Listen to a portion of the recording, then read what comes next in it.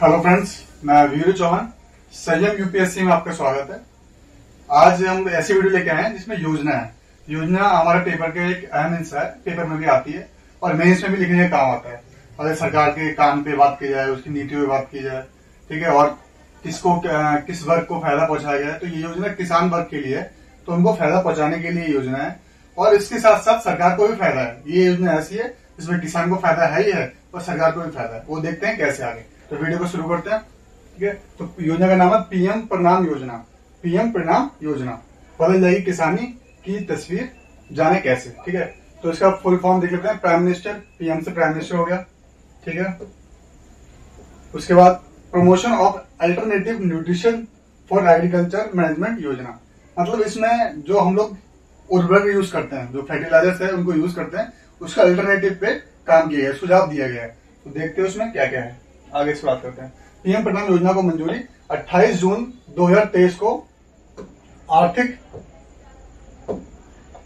मामलों के मंत्रिमंडलीय समिति ने पीएम प्रणाम योजना को मंजूरी दे दी। मतलब जिसका उद्देश्य राज्य को वैकल्पिक गैर रासायनिक उर्वरकों का उपयोग करने के लिए प्रोत्साहित करना।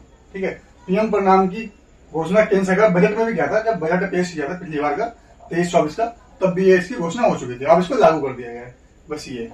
ठीक है, योजना की मुख्य विशेषता क्या है? पीएम प्रणाम का अर्थ है धरती माता की उर्वरकता की बहाली।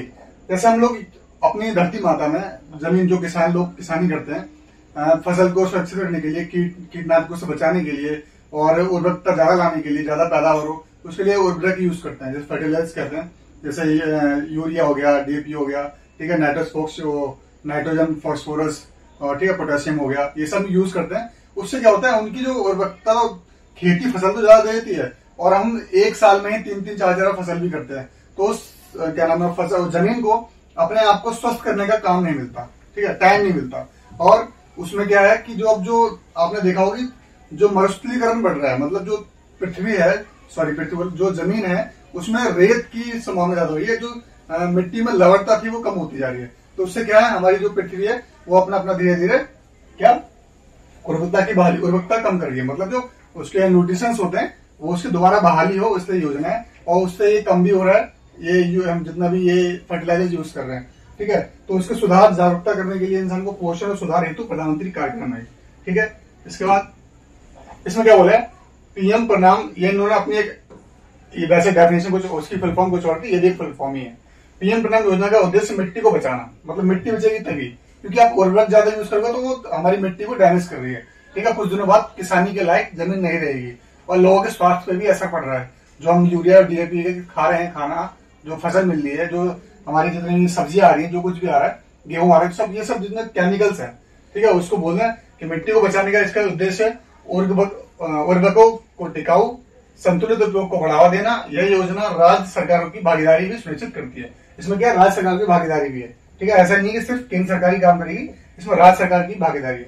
नई योजना टिकाऊ कृषि, मतलब सस्टेनेबल एग्रीकल्चर के लिए पोषक तत्व आधारित जैव उर्वरकों, मतलब nutrient based bio fertilizers, NBF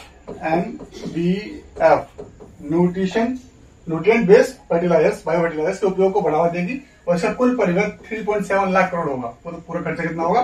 3.7 lakh crore. योजना के तहत केंद्र सरकार उन राज्यों को प्रोत्साहित करेगी जो रासायनिक उर्वरकों का उपयोग कम करने से बचने वाली सब्सिडी से वैकल्पिक उर्वरक अपनाएंगे। जो लोग कम इसका यूज करेंगे, किसका, रासायनिक उर्वरकों का उपयोग कम यूज करेंगे, उससे जो सब्सिडी होगी, जो पैसा बचेगा, उसको क्या करेंगे, वैकल्पिक उर्वरक। मतलब जो एक तरीके से मान लो कि जैविक खेती की तरफ हम लोग बढ़ रहे हैं, सीधे सीधे ये मान लो। तो वैकल्पिक उर्वरक क्या है, जो हमारे जैविक है, जो हमारे क्या नाम है, जो हमारे पर्यावरण से मिल जाए, हमारे जो वेस्ट मटेरियल्स हैं उनसे जैविक मिल जाए, तो खाद के रूप में उससे उपयोग किया जाएगा।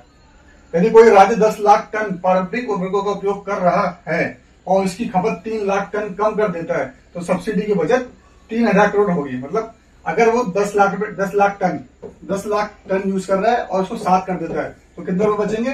3000 करोड़। कितने रुपए बचेंगे? तो ये किस लिए काम आएगा? ये पैसे बच गए, तो इसका क्या काम आएगा? ये जो वैकल्पिक उर्वरक हैं, जो वैकल्पिक फर्टिलाइजर्स हैं, जो हमारे जैविक खेती है, उसके यूज में लाए जाएंगे। ठीक है, वो प्रोत्साहित किया जाएगा। उसके बाद सरकार भी करेगी कुछ। इन सब्सिडी बजट में से केंद्र सरकार वैकल्पिक उर्वरक के उपयोग और अन्य विकास कार्यों को बढ़ावा देने के लिए राज्य को, एक मिनट, ठीक, राज्य के वैकल्पिक उर्वरक के उपयोग को अन्य विकास कार्यों को बढ़ावा देने के लिए राज्य को 50% यानी 1,500 करोड़ प्रदान करेगा। ठीक है, ये तो ये हो गया 3,000 करोड़ बच गया जो। अब बाकी जो राज्य क्या करेगा, सब्सिडी तो बचेगी इनको, अब सरकार को क्या करना पड़ेगा, उर्वरक पर कम पैसा देना पड़ेगा, क्योंकि सरकार, हर कंपनी जो है ना, यूरिया हो चाहे कुछ भी हो, वो अपना प्राइस फिक्स करते हैं और सरकार किसानों के लिए उस प्राइस में सब्सिडी देती है ताकि किसानों को सस्ता पड़ सके। ये जितना भी खाद्य पदार्थ है जो फसल के लिए जरूरी होता है वो जरूर सस्ता पड़ सके। तो मतलब सरकार के पास बोझ पड़ता है, उसका धन खर्च होता है, तो धन खर्च होता है तो बचाव कैसे होगा, वो हम अगर कम उर्वरक का यूज करेंगे, उर्वरक का यूज हम कम करेंगे तो उस समय 3,000 करोड़ बचेंगे। 3,000 करोड़ में से 50% सरकार राज्य को देगी, किस लिए, विकास कार्यों को बढ़ावा देने के लिए, उर्वरक को, वैकल्पिक उर्वरक के उपयोग और अन्य विकास कार्यों को मतलब ये भी आपके इंफ्रास्ट्रक्चर में आप इसे यूज कर सकते हो, आप जाके खेती में यूज कर सकते हो, किसी चीज में यूज कर सकते हो, 1,500 करोड़ ज्यादा मिलेंगे, ये फायदा होगा। उसके बाद इस योजना की आवश्यकता क्यों थी, अब पता भी होना चाहिए योजना की आवश्यकता, क्योंकि सरकार का जो परिव्यय है, मतलब जो खर्चा था वो बढ़ रहा था।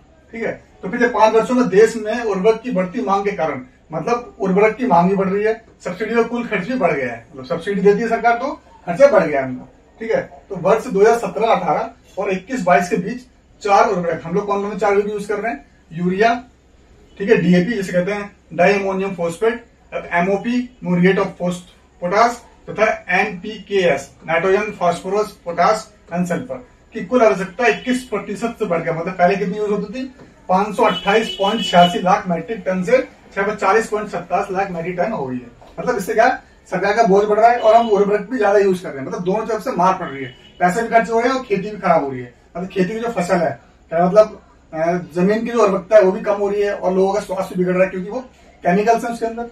बढ़ती मांग को देखते हुए सरकार रासायनिक उर्वरक को मिलने वाली सब्सिडी भी बढ़ा रही है। ठीक है, उसका क्या, केंद्रीय बजट 2021-22 में सरकार ने 89,000 करोड़ रुपए की राशि का बजट रखा था, जो संशोधित अनुमान, मतलब पहले बजट रखा था कि हम इतना देंगे, ठीक है, इसके लिए उर्वरकों के लिए, पर क्या हो गया, बढ़ के 1,40,00,000 करोड़ पहुंच गया। और हालांकि उर्वरक सब्सिडी का अंतिम आंकड़ा जो निकाला गया बाद में वो 1.62 लाख, मतलब कितना अंतर आ गया, इससे वो यहां तक आ गया, मतलब इतना दुगना अंतर हो गया, लगभग दुगने से थोड़ा कम अंतर हो गया, पहुंच गया।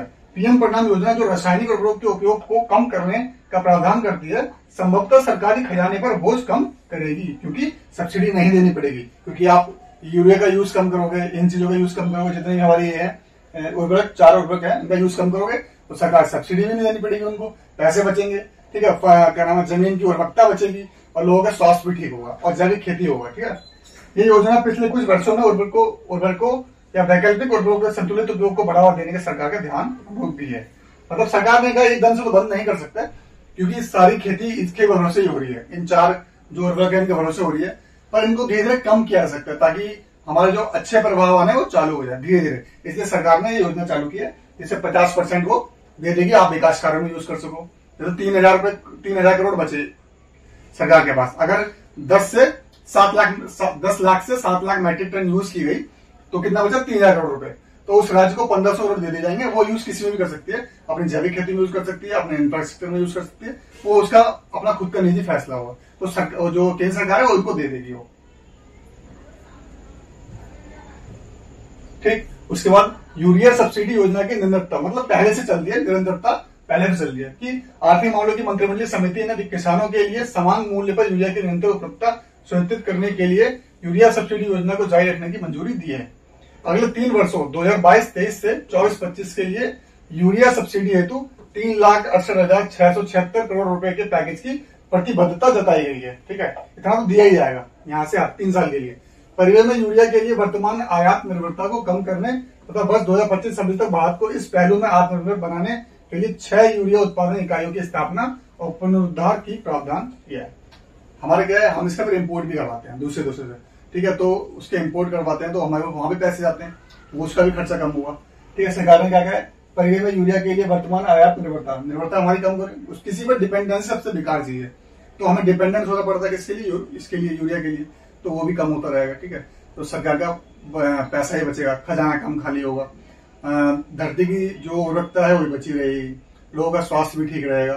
ठीक है, हमारे देश में खुद ही ये चीज होती रहेगी। इसलिए 6 इकाइयों का भी काम किया। ऐसा नहीं पूरी तरीके से बंद कर सकते हैं, पर धीरे धीरे इसका अल्टरनेटिव हम सोच सकते हैं। बस यही सरकार ने करने की कोशिश करी है।